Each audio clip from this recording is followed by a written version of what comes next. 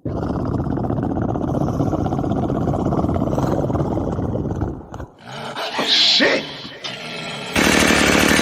Hey, yo, give me the motherfucking chainsaw, blood. This motherfucker whooped the trip. What's up now, motherfucker?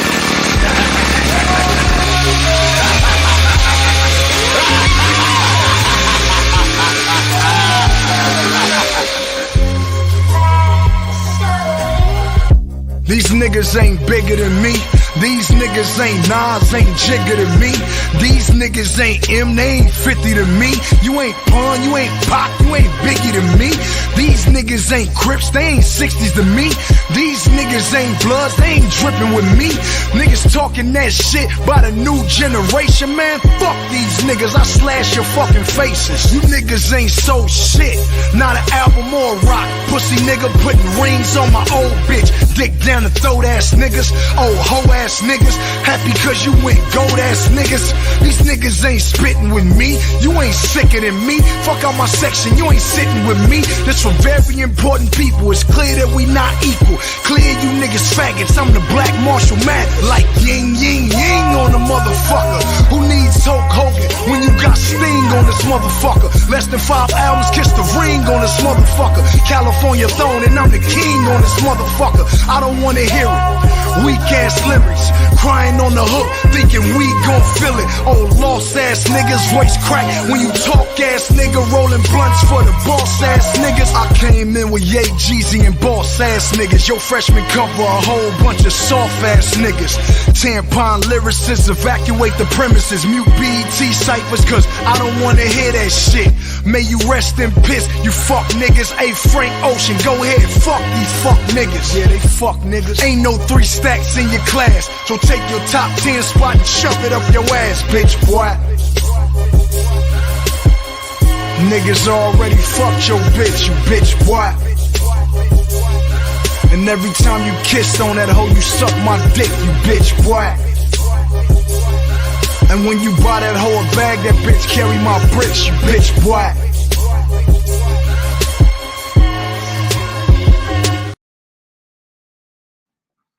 Man, what it is. It's your boy Sean P in the place to be, man. At the show, share the show, tell a friend we live. Yeah, I killed that 30 minutes, bro. I'm live now. So why are we here? Well, we're going to take a look at a few things, and everything in the description of this video. But I was on a panel with Garfield today. You know, they fighting and beating up abos. And it's Women's History Month. So, in honor of all our Black women who have birthed the great minds of many of our researchers, old and new, I wanted to defend the Black woman and what she and what she has done for us in history, right? And one of her biggest contributions is to help raise generations of intelligent women and men, thinkers and doers, right? So I'm over there chilling, you know, doing my thing. And, you know, they fighting abos and they doing a lot of replays, and there's supposedly a debate between an abo and Robbo and yada, yada, yada. Okay, cool. One guy kept coming on there and he was talking. Pretty much feeding into thunder, but he was just talking, not understanding, and he thinking that he always been here, right? Okay, cool. I didn't want to bring up or go back into something that I brought up before, so I wanted to do this a little differently. So for everybody that's tapped in right now, man, share the show. Share the show. It's going to get interesting. So let me present my screen this new way, right? I'm there now. So what I want to do right now is I want to start off with a video. The video is going to set up my sources going to this way.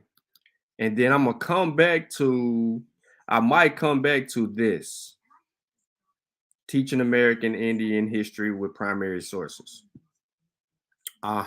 Yeah, because I'm like that. Okay. But I'm gonna come here. So let me see. Hold on. Let me stop sharing. I need audio. Remember, the other way ain't gonna do it with audio. But I need audio. So for me to get the audio, I can tab the tab. There's a little thing up there that'll let me go to the next tab and hit the next tab. But I need the audio. I'm gonna put y'all up on game on something real quick. Check this out.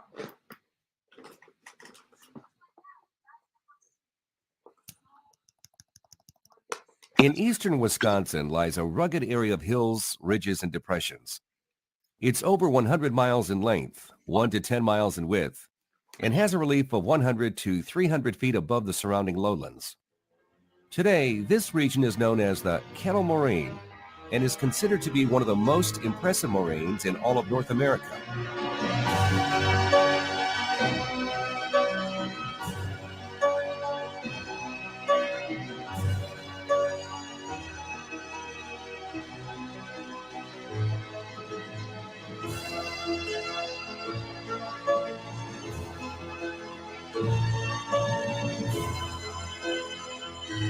During the Ice Age, ice and freezing temperatures were present year-round. Between 25,000 to 10,000 years ago, the last continental glacier, called the Wisconsin Glacier, flowed through Lake Superior and Lake Michigan basins, covering parts of eastern and northern Wisconsin. As the Green Bay and Lake Michigan lobes invaded and receded from eastern Wisconsin, they formed the collection of landforms in a narrow corridor we call today the Kettle Moraine. As this corridor widened and as the lobes of the glacier melted back, it left behind an area of moraines, eskers, kames, kettles, and other glacial features that contrast sharply with the surrounding gently rolling landscape. The Kettle Moraine contains some of the world's finest glacial landforms and was studied by early scientists to substantiate theories of continental glaciation. Many of its landforms were among the first glacial deposits to be studied. Mastodons moving south with the ice and cold were part of the Ice Age fauna. Living relics of the Ice Age still can be found in the Kettle Moraine, in such areas as kettle bogs. Colder air flowing down the sides of deep kettle depressions replaces the warmer air, creating cool, moist conditions, characteristic of a cooler climate, similar to bogs farther north. Pitcher plant, black spruce, and Labrador tea are just a few of the species that are far removed from the boreal areas of the far north. These plants are no doubt descendants of plants that lived here during the time of the Great Ice Age. Federal surveyors Noah Brookfield, John Clark, Henry Burnham, John Brink, and others surveyed this area for the very first time in 1835 to 1836. They probably were the first ones to document the hilly region of the Kettle Moraine. They described certain sections of the Kettle Moraine as stony ridge, high hills, gently rolling, very broken, hilly and knobby, and broken and stony. These same surveyors also identified the major plant communities at that time: prairies and oak savannas. The familiar oak woods of today were virtually non-existent. Native Americans helped to create this environment by annually burning off much of the Kettle Moraine. This eliminated the brush and woody vegetation and created the prairie community. Only recently has this region been called the Kettle Moraine. In earlier days, pioneers called it the Bluffs. Later, the name Potash Kettle Range was used. T.C. Chamberlain, as state geologist studying this area in detail in the 1870s, stated the reason for this unusual name.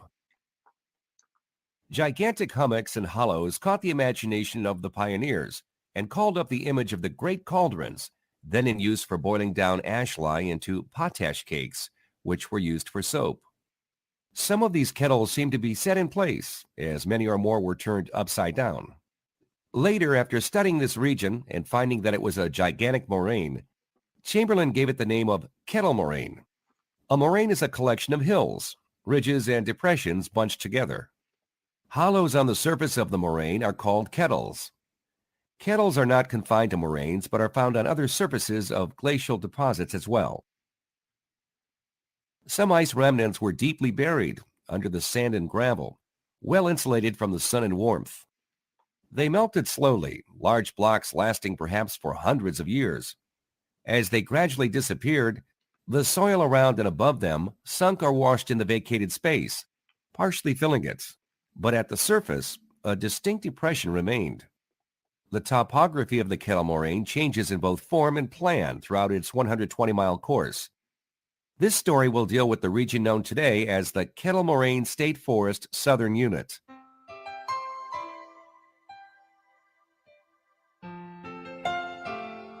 In the northern part of the southern unit, the Scuppernong area, the moraine averages 2 miles in width.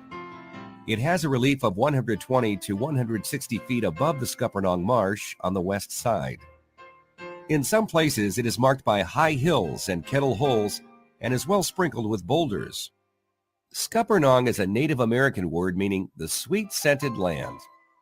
The Indians were probably referring to several species of plants found in a vast wetland bordering the moraine on its west side that give off a sweet scent. Throughout the Scuppernong Marsh, outstanding examples of wet prairie can be observed, including wet mesic prairies, sedge meadows, and fens. Today, this area is considered to be the largest wet prairie east of the Mississippi River. In addition, a number of animals that also existed during pre-settlement time still thrive, including sandhill cranes, marsh hawks, beaver, and coyotes, which were also called prairie wolves by the early pioneers. Along the west side of the moraine are a number of cold water springs and the headwaters for several small streams. One such area can be found along the Scuppernong Springs Nature Trail. Within a small wetland valley, dozens of springs can be found. At one time in the late 1800s, this wetland was dammed to form a trout pond and hatchery. It was probably one of the first successful trout hatcheries in the state and became famous in this area as a tourist attraction. Eventually, a hotel was built and called the Scuppernong Hotel to accommodate the many visitors who came to see the vast numbers of trout and enjoyed the beautiful scenery. Adjoining the Scuppernong Marsh on the northwest side was a large prairie. It was named after Daniel Melendi, who came from Vermont in 1837 and purchased large tracts of this prairie. For many years, this particular region was referred to as Melendi's Prairie.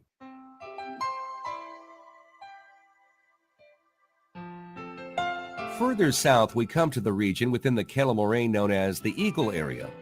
It gets its name from a large prairie that developed in the flat outwash plain south of the village of Eagle. An outwash plain is created when sand and gravel is carried from glaciers and deposited by meltwater streams, forming a flat or gentle sloping slope. The Eagle Outwash Plain was created when large amounts of meltwaters from the glacier deposited this debris at this location. In some places, the gravel is 80 to 100 feet thick. Settlers in 1830s who came through this prairie for the first time observed a large bald eagle repeatedly flying over it, and thus called it Eagle Prairie.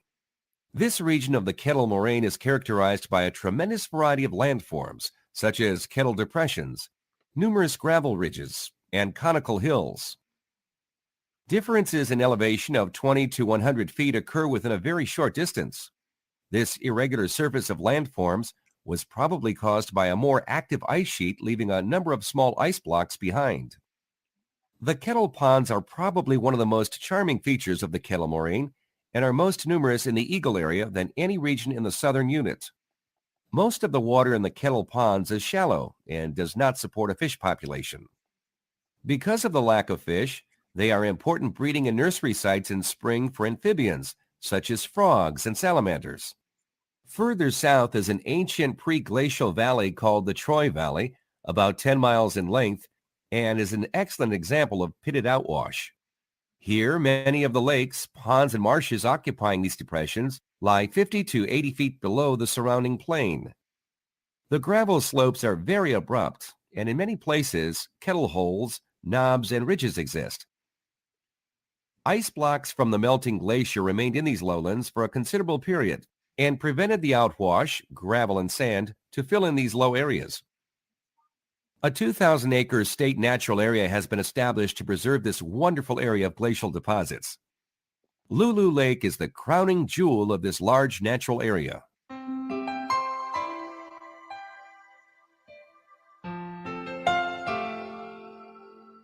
In the region known as the Bald Bluff section of the Kettle Moraine, a high hill on the moraine's crest dominates the area. This hill, Bald Bluff, is one of the highest points in Jefferson County. It got its name because this hill was completely covered by prairie during pre-settlement times. Today, only a small part of the area is prairie. For some reason, this region is found in a number of Indian legends stemming from some of the more unusual glacial features found there.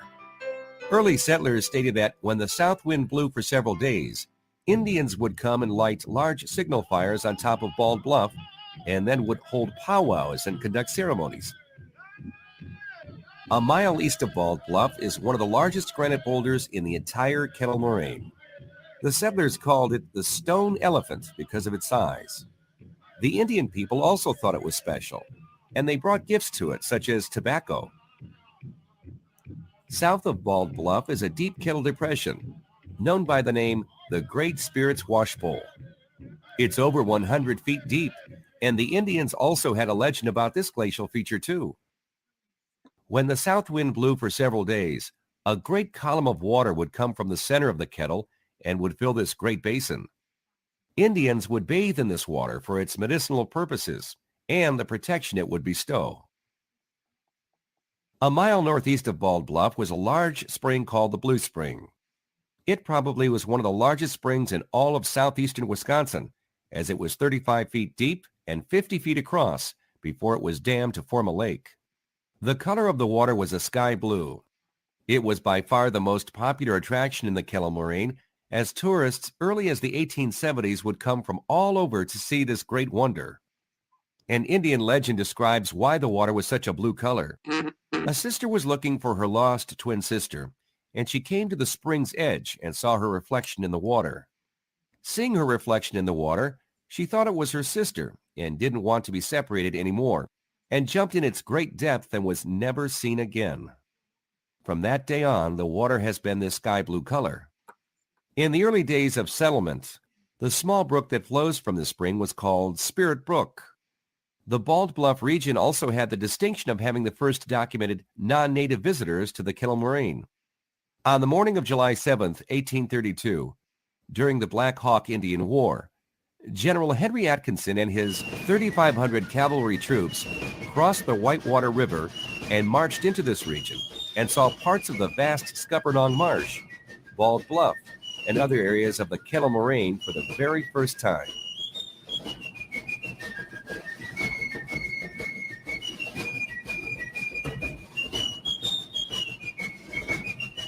A number of soldiers that were in this army would later help to shape our country's history.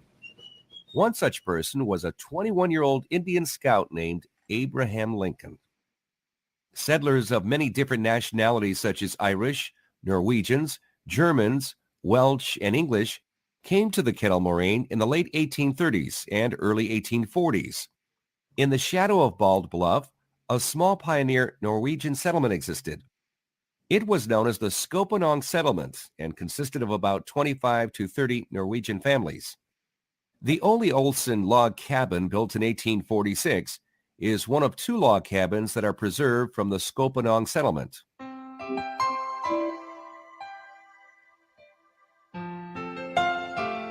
The Kettle Moraine ends in the Whitewater Lake region.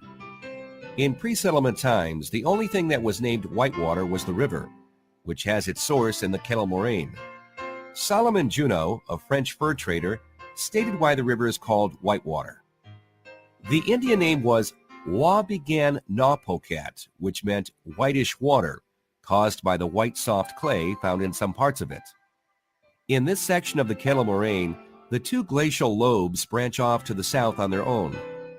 North of Whitewater Lake, the moraine is composed of a singly bulky ridge with a relief of nearly 150 to 200 feet. Northeast of Whitewater Lake are some very large eskers with abrupt, winding, and branching gravel ridges. There is no other area of the Kettle Moraine where such large eskers so dominate the landscape of an area. Eskers are long, narrow ridges deposited by meltwater in a tunnel within or at the base of a stagnant glacier and retains its form after the ice is melted. Between Whitewater and Rice Lake, several large eskers exist. Some of these eskers have a slope of 30 degrees or more, and some of the reliefs between the crests of ridges and the bottom of adjacent hollows are 60, 80, or even 100 feet. To the east of Whitewater Lake is another large flat outwash plain where also a large prairie developed, and since it was shaped like a heart, it was called Heart Prairie. An outstanding natural area of the Whitewater region is Bluff Springs. It is here where a large tributary for the Whitewater River begins. A number of springs flowing from the base of the moraine seep out of the gravel. The springs form numerous small creeks, generally only a few inches deep, with water flowing over gravel and sand. Eventually, the water forms a larger body of water that is called Bluff Creek, a trout stream of about 2 miles in length, and eventually becomes the Whitewater River. The late Congressman Henry Royce, longtime supporter of the Kettle Moraine, once stated that the Kettle Moraine is Wisconsin's Grand Canyon and Yosemite. It's Wisconsin's #1 jewel. Although the Kettle Moraine doesn't have majestic snow-capped mountains or grandiose rock structures, its modest landforms are misleading. The Kettle Moraine has a very complex Ice Age past, and its landforms are as spectacular as that of any place on Earth.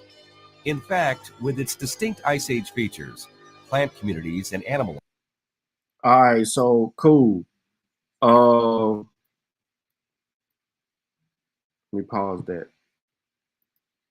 So that video right there sets the stage for a lot of questions that one should have in mind when they're having a conversation with an abo or the people claiming to be, you know, indigenous or native to this particular land. Why am I even saying that? Because it is at this point of this glacial period, the Wisconsin glacial period, that Homo sapiens sapiens began to enter in the northern parts of America to go southward from the land bridge. So this is letting you know that this place was uninhabitable, so no one could have always been here. That would be a fictitious lie. But in the mix, they point to the natives and say, or the Indians and say, that there were legends in these areas that talked about nature and how things came to be. He gave you 2 instances of that. These are things that are not mentioned when speaking to these other guys. So let's look a little bit more at geology, right? For the past 2.5 million years, the climate of the Northern Hemisphere has fluctuated between the conditions of warm and cold. These cycles are the result of changes in the shape of the Earth's orbit and the tilt of the Earth's axis. The colder periods allow the expansion of the glaciers that cover large parts of the Northern Hemisphere. Changes in the climate have followed a regular pattern for the past 700,000 years. Let me stop. They asked for evidence. So we go to the Wisconsin glacial site. They showed you the video, and then they broke down what transpired once things began to melt. This is how they get the lakes, the creeks, right? Water flowing in all these different directions. This is how they get these different landscapes, slopes, mound-looking thingies. They start to explain that. The big rock. They explained that there was a part of a particular people's culture and gave an example of that. This is evidence. Let's move on. The last cycle of climate, well, let me stop. Each cycle lasted 100,000 years and consisted of a long period of generally cooling climate during which glaciers grew. followed by shorter periods of conditions similar to or warmer than those of today. The last cycle of climate cooling and glacier period expansion of the North America was known as the Wisconsin Glacier period or Wisconsin Glacier. About 100,000 years ago, the climate cooled again and the glacier, the Laurentide ice sheet, spread across the continent. Near the end of the cycle, beginning about 31,500 years ago, the glacier began its advance into Wisconsin. It expanded for 13,500 years before temperatures warmed again and it began to melt back. It took another 7,000 years before the ice finally retreated from northern Wisconsin. We've mapped the movement of the ice in roughly a 500-year increments from its initial arrival in Wisconsin to its final departure. The maps are available for free download, ladies and gentlemen, because y'all know I like the source around here. So in the description of the video, I provide this link and you can go and download for free the publication regarding the ice sheets. Now let's take a look at the video below.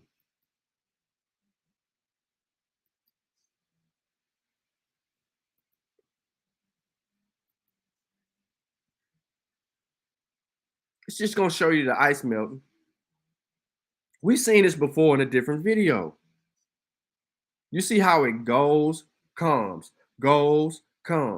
pause.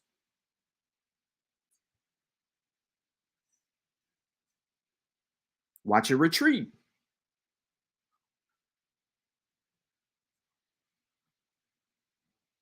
Shows up again, retreats. Shows up again, retreats.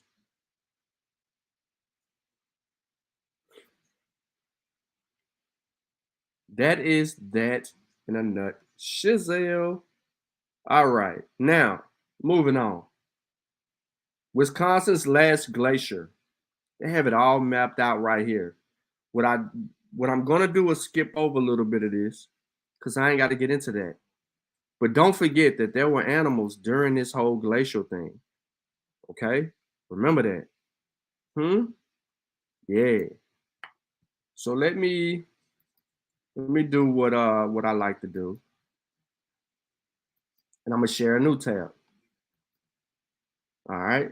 This one is called the Ice Age Trail Landscape and Geology. Do a little bit of geography, a little bit of geology, a little bit of history, you know what I'm saying? A little bit of archaeology, right? We're gonna get into all of that, a little anthropology work. Yeah. You know, you got to marry the sciences together to get the whole full landscape of what's being argued here. Will they be able to put a whole argument together with evidence? So during the past 2.5 million years, colossal ice sheets gripped the globe, perhaps 15 different times. We saw that. Glaciers sculpted about 1/3 of the Earth's landmass, sometimes 2 miles thick. 2 miles thick. Think about 2 miles. They stretch from present-day New York to Montana and from Ohio to the Hudson Bay into Canada.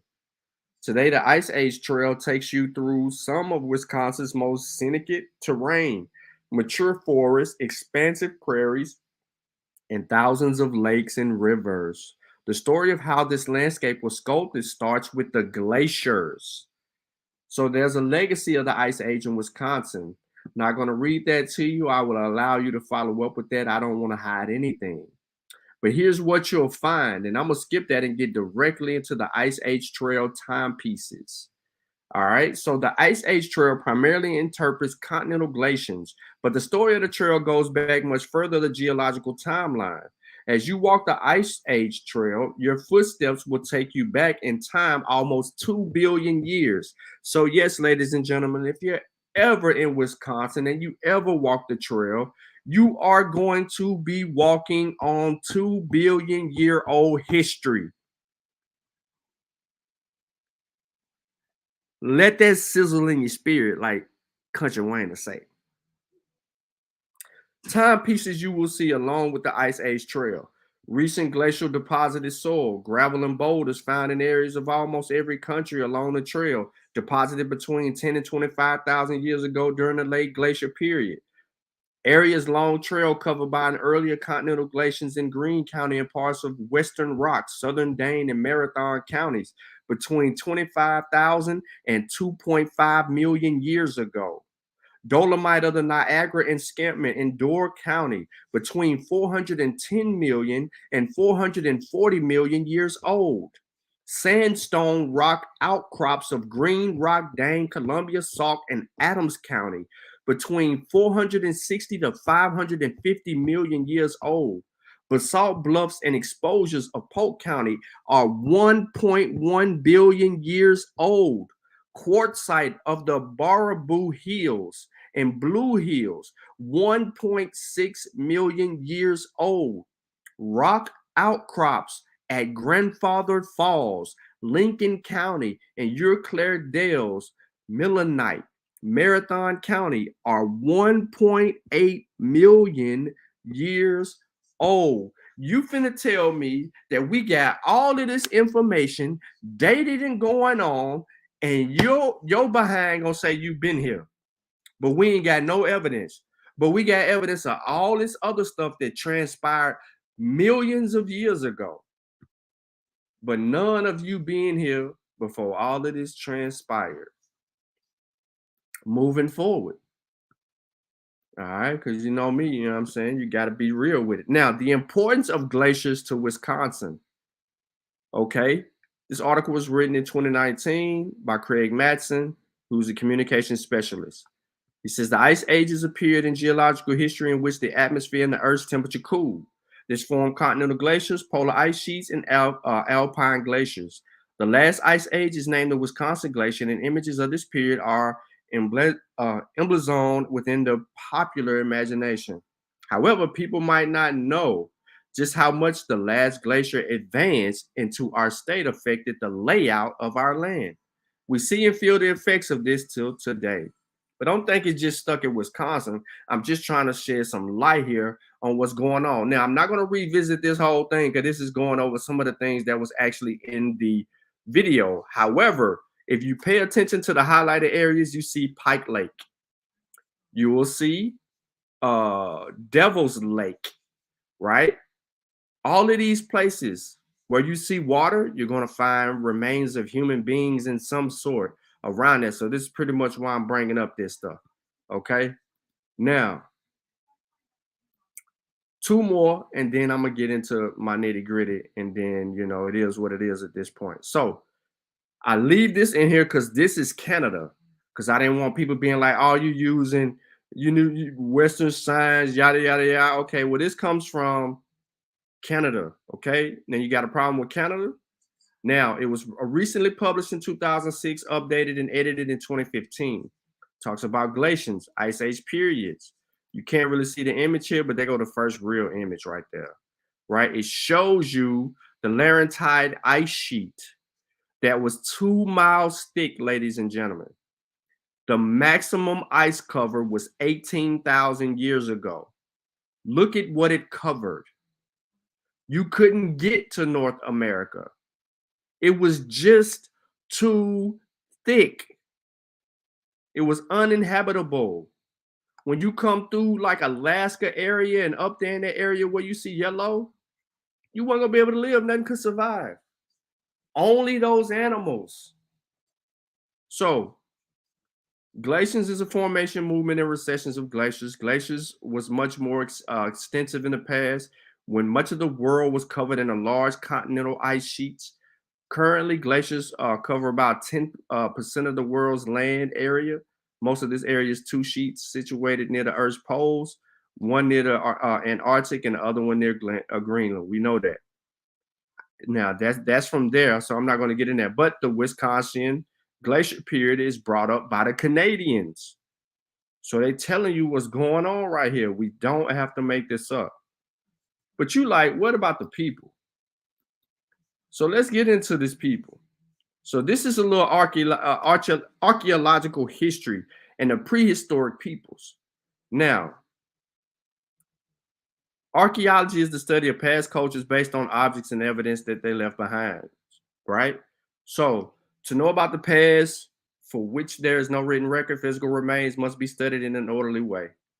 As with any science, this field is continually changing and new discoveries are made and new ideas are developed. The following is a brief discussion on Wisconsin's archaeology, generally representing the views of archaeologists and anthropologists. By contrast, many native people rely more on oral tradition to inform their views of the past, especially with regard to the population of North America via the Bering Land Bridge. Flex bombs. So you had the Paleo-Indian, 10,000 to 8,500 BC. They were the earliest humans to enter Wisconsin, were part of what is called the Paleo-Indian tradition. Uh-oh. At the end of the Pleistocene or Ice Age, native people entered North America via the land bridge, Bering Straits, a broad piece of land which was exposed by lower sea levels. Paleo-Indians were big game hunters and gatherers of plants and other foodstuffs. The tundra was home to large game and animals such as mammoths, mastodons, bisons, giants, groth, sloth, and musk ox. Archaeologists know that Paleo-Indians in the Great Lakes region hunted these animals because in several areas of the Midwest, projectile points have been found with skeletal remains of these animals. What do they have evidence of? Projectile points being found with skeleton remains of these animals. Paleo-Indians are thought to have came to Wisconsin from the west and south about 12,000 years ago as glacier ices melted in tundra. All right, so here you go. You get scrubby plants and grasses dwarfed by long winters and permafrost, emerged in the cold climate. Let me move forward. You can get into that. Then you have the early archaic, 8,500 to 600 BC, 6,000 BC. The early archaic tradition is largely a continuation of who? The Paleo-Indian way of life. So some of the researchers refer to this time period as the late Paleo-Indian period. So we see the same thing out of them. Then you get the middle archaic. With this period, my bad. This period developed at different times within the state, depending on continual changes in the environment and human adaptation they fostered. The climate became warmer and drier, and mixed conifer, hardwoods, and plants of prairie forest border replaced the boreal forest. Moving on, then you got the late archaic, 3,000 to 1,000 BC. This is during the late archaic traditions. A new hunting technique evolves. The use of the atto or spear thrower was developed. Wooden spear throwers were used to increase the force and throwing ranges of spears and hunters. Let me stop. If you've been here before anyone else, show me your spear throwing techniques. Create, design, and mastermind. Put on for your boy. Now, why do we know these things exist? Because studies of animal bones, preserved plant remains, and tools have shown that in northern and the third of Wisconsin, Indian people relied on hunting in the winter and fishing in the summer.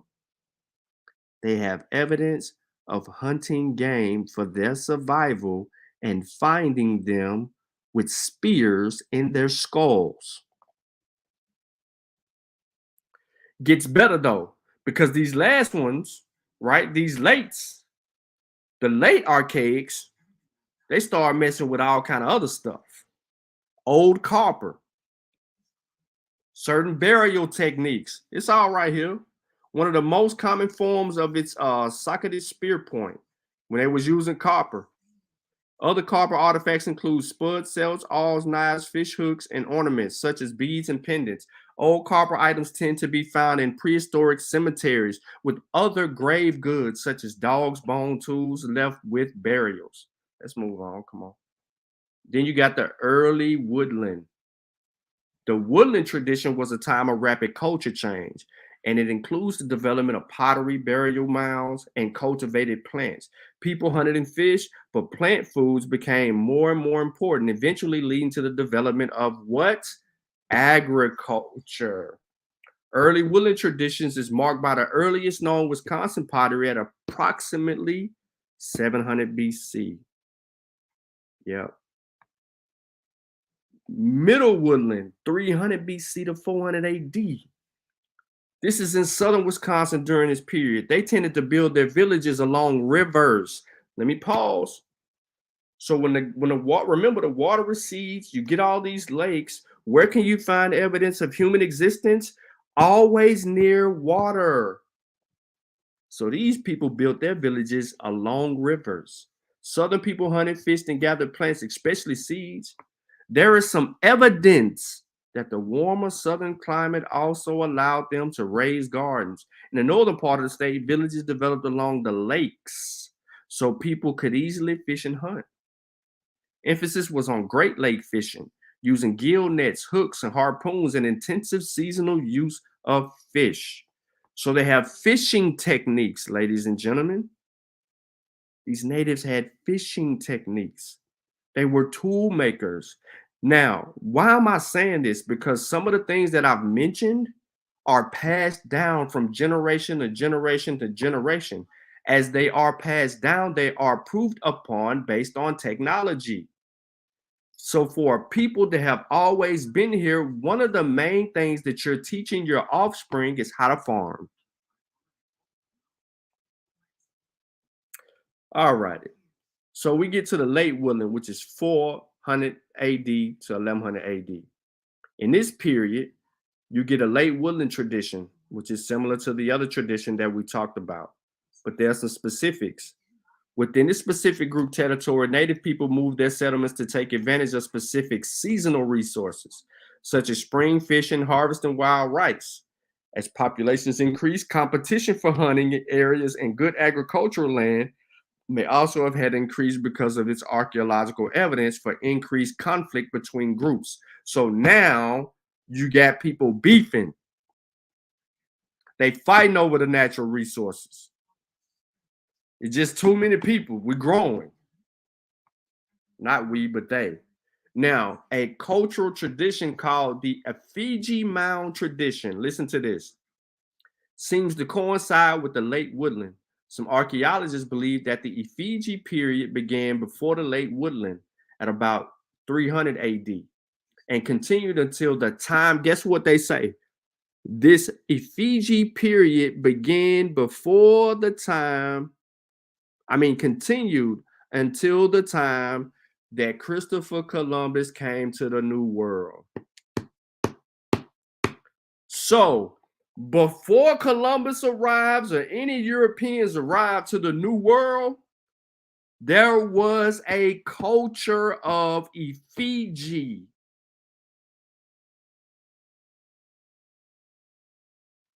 They have archaeological evidence of Effigy mound tradition taking place up until these foreigners enter their territory. So, ladies and gentlemen, I just want to kind of slide this out there to you because I'm always going to leave you with a dagger, a spear or two for who's ever listening. The Effigy mound tradition is something that you have to look up and review because this is before these people come.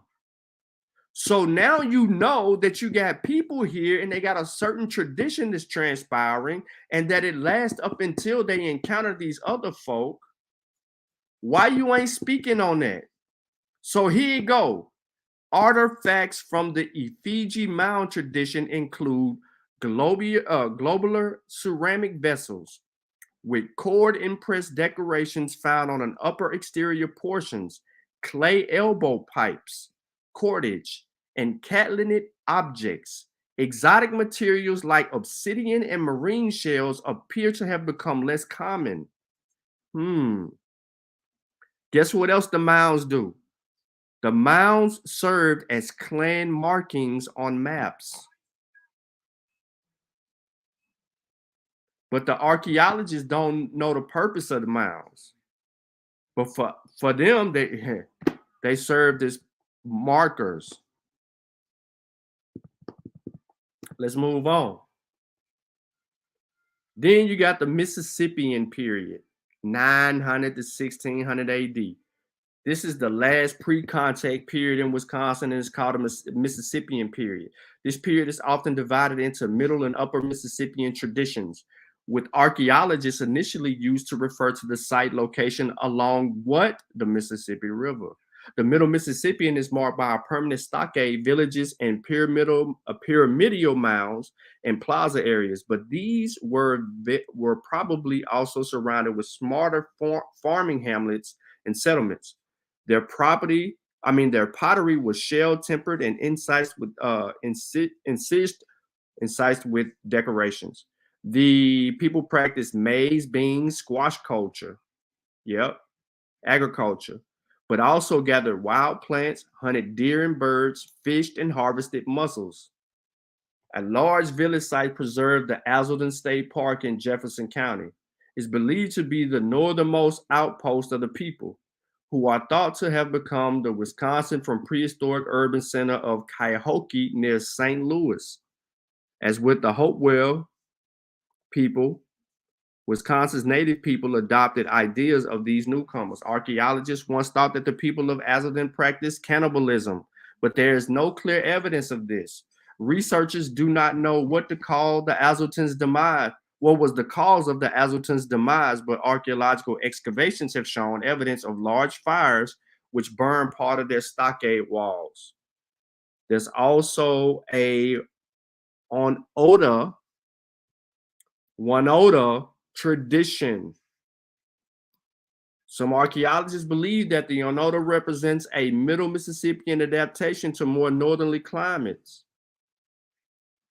So now this is what you have. They did still build near lakes and lakes and rivers. The burials were in low mounds or cemeteries. Artifacts included the triangular point stone drills, ground discos, bones and antler tools, ornament shell tools, and ornament fish hooks, lures, and copper ornaments. You cannot play with this. So now,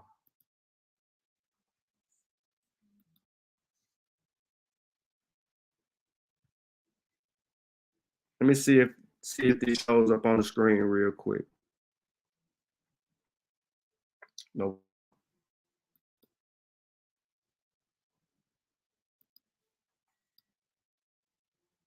So now you have a general idea that these people don't know what the hell they got going on with these other people at all. So I'll bring you back to it in the book Origins, which is also in the description. Raff specifically talks about this in a book. Y'all can see that. Yep, you can see it. All right, cool. I'm gonna skip the first part of this because it's just really a nice little intro and go right into this. We now know that such a wall existed during the Wisconsin Glacier period, 80,000 to 11,000 years ago. An ice sheet stretched from coast to coast, covering much of present-day Canada and the northern United States. Showed you evidence of that. The single ice sheet was formed from the fusion of two smaller ice sheets that each extended roughly from the coast to the Rocky Mountains. The Laurentide ice sheets from the east and the Cordilleran ice sheets from the west. The Laurentide extended south below present-day Chicago, and the Cordilleran extended as far as south as Seattle. To the north, these sheets covered Canada up through the borders in present-day British Columbia, Alberta. We can't know what ancient peoples thought of this giant wall of ice, but it would have been a significant part of the landscape. It would have prevented anything, listen to this, humans, plants, or animals from moving between Canada and the Great Plains in either direction. Generations lived and died in its shadow for millennia. It was an unbearable barrier. September 1908, George Majunkin's mind was probably not on archaeology while he and his friend Bill Gordon crossed the range. But as his horse picked its way through the debris deposited by floodwaters rushing through Wild Horse Arrow, it was carrying him from one of the greatest discoveries in North American archaeological history. Over the last few weeks, Majunkin and the Anglo-Mexican ranch hands he supervised had been slowly tracking down and recovering scattered cattle that had survived the dry Cimarron River flash flood. The flood had nearly wiped out an entire town of Folsom, Mexico, taking the lives of 17 people. As Majunkin dismounted and examined the damaged barbed wire fence, he might have been thinking about some of the lost souls, the neighbors and friends who had not escaped their homes before the raging flood water swept them downstream. Along the lost was Sarah Rook, the town's telephone operator who had stayed on the post. Now, let me go ahead and skip ahead and tell you why the story is important. Majunkin worked on repairing the fence. His attention was caught by a pile of bones. That's why the story mattered on what he was looking at. He got to working on the fence. He found a pile of bones. He recognized at once that they could not have belonged to one of the cows killed by the flood. These remains were old and dry, not freshly decayed. They were oddly shaped of cow bones too. His curiosity piqued. He abandoned the fence and began to investigate. Majunkin knew about animal bones, both from his extensive reading and for decades' experience working with horses and cattle and hunting bison. After a closer inspection, he determined that the remains he found were definitely not those of cattle or bison, and one of the much larger than any living creature he'd ever seen. The idea of discovering an unidentified type of bison was intriguing. He removed some of the bones from the site and then began trying to rouse interest into other people to help investigate his finding. Majunkin's recognition of the importance of these remains was a reflection of his experience as a cowboy and bison hunter, as well as an educated naturalist. He was unable to get other people interested in the site, possibly due to no small part of the status of ascribed to him as a black man. Look him up. Look him up. Look him up. George Majunkin, 1907. All right, y'all want to play games. Y'all want to play games.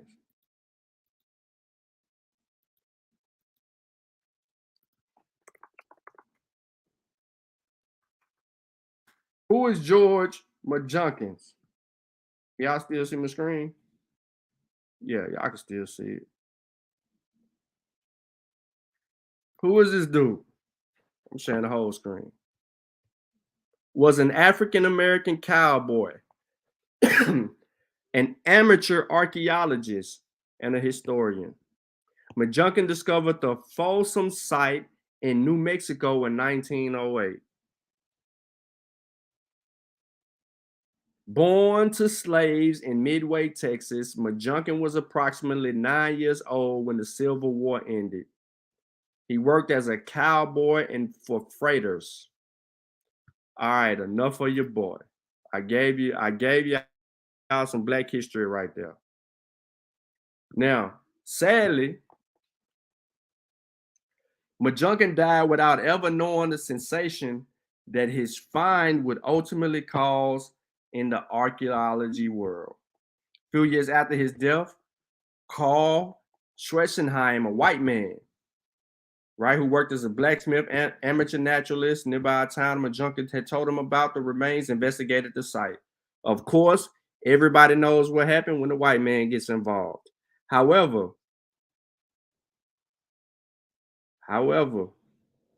there was some interest from a lot of other people.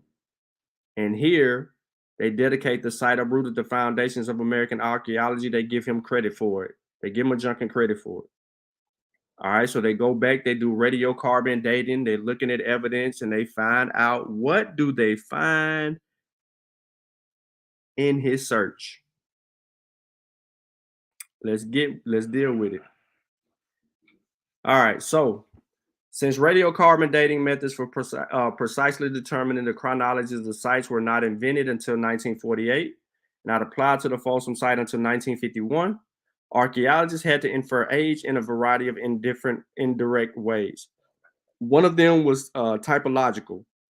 The theory that more crudely made stone tools must be older than more than the finely crafted ones. Another more was discriminating approach, was to assess whether any artifacts were directly associated. All right. Now, Hennerlich employed another way of determining age based on cranial shape. Did any human cranial from the Americas resemble those known to come from extremely ancient humans such as Neanderthals or Cro-Magnon man, whose features were markedly different from those of contemporary humans? Many claims of the ancient Americans sites were advanced by archaeologists and antiquarians, only to be dismissed by scholars Hennerlich and Henry Holmes. And the basis of this criteria, but the common assumption remained. All signs pointed to a very recent peopling of the Americas. It was in this scholarly atmosphere that Figgins brought the stone point found on Folsom site to Hennerlich's attention.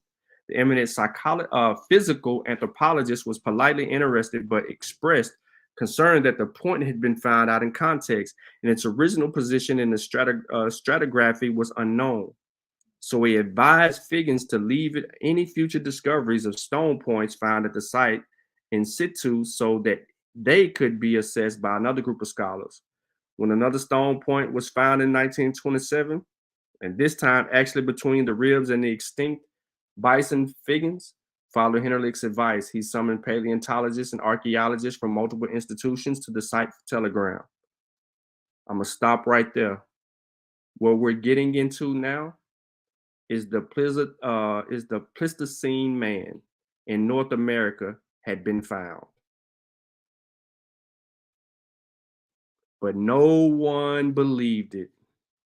Notably, in 1928, article announcing the discovery of Scientific American, the editor included in the first two paragraphs of his most interesting article, Mr. Cook, the author, makes a claim concerning the proof of antiquity of a man in America, claims which the editor regards as requiring a still larger volume of substantiations than the available evidence affords. With Mr. Cook friendly concurrence, the present statement in which the editor disclaims all responsibility of this inclusion is published. I'm gonna stop right there because what we're getting ready to turn into is the Clovis. This black man stumbled up on remains accidentally because of a flood, and he get to trying to fix a barbed wire fence, and he see a pile of bones. From his discovery of a pile of bones causes a whole rift in some areas, and people were not really a rift. People ignored him as he was trying to get people to come to the site. They didn't want to come to the site. He dies. Some people go behind him, and lo and behold, we got the Clovis. Or so do we. If you're watching this, you can pause the video, screen it, and you can read what's actually on the screen. But this is the evidence of the first Clovis. This is the number one site. Number one site. So, why am I saying all of this? Well, Sean, I'm gonna skip this. I should know a little bit about the Clovis and all of this stuff, and I'm gonna go right here and highlight it. Unlike the alleged pre-Clovis sites, he told us, these sites were solid evidence of cultural homogeneous group of people who must have been the first Americans. So here we go. Their ancestors had come from where?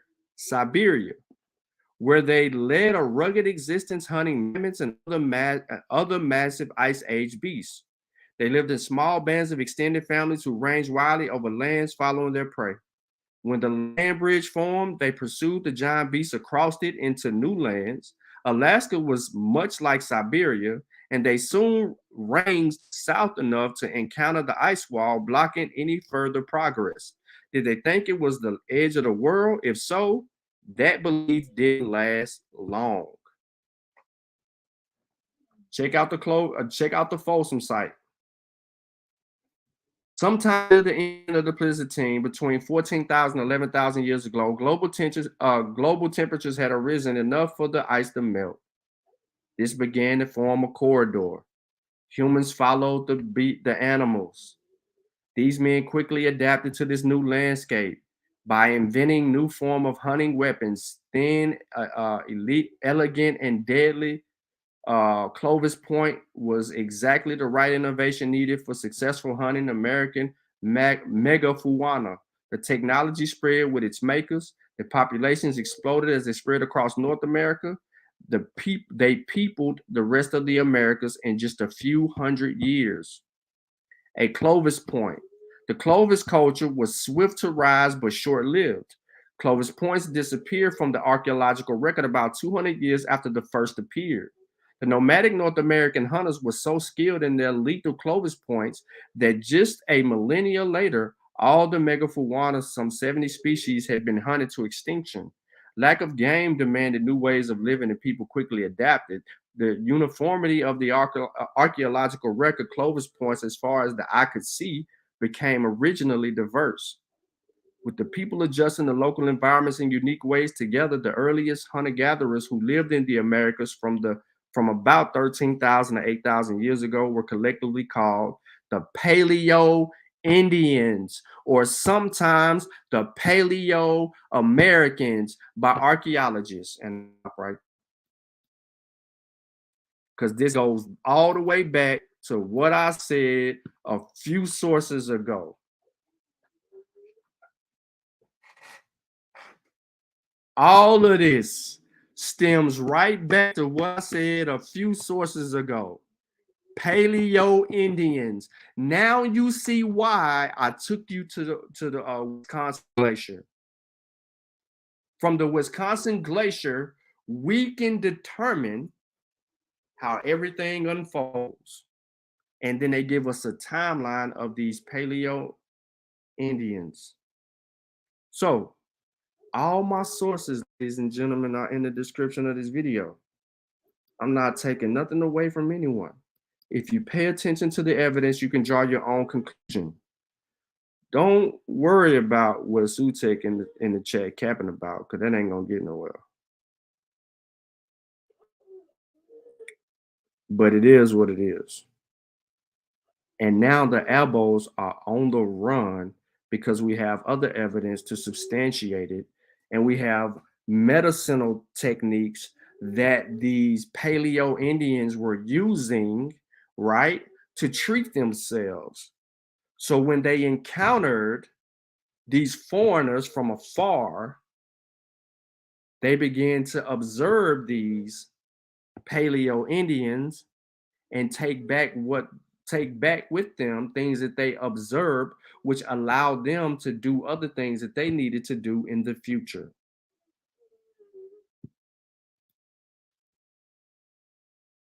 And just like that, we gone.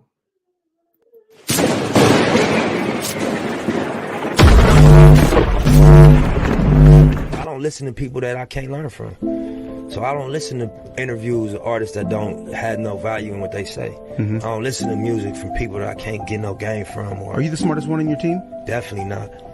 I might be the dumbest one. So we have a lot to do. We must do our business, what we have to do the job. And we are not against anybody. It's not to be against. It's to know more about yourself and more about humanity and try to bring contribution to the is like that. So this complex of inferiority is over. Like to say, I'm doing well, I'm okay, healing me. Heal what? You are not sick. Well, heal for what? You have to do the job. We must do the job. We do well in some in art, in music, in athleticism. We do well. We must do the same in business. We do well. We must in politics. We do well. So we must do well in a pure intellect business. We must do well too. Why not?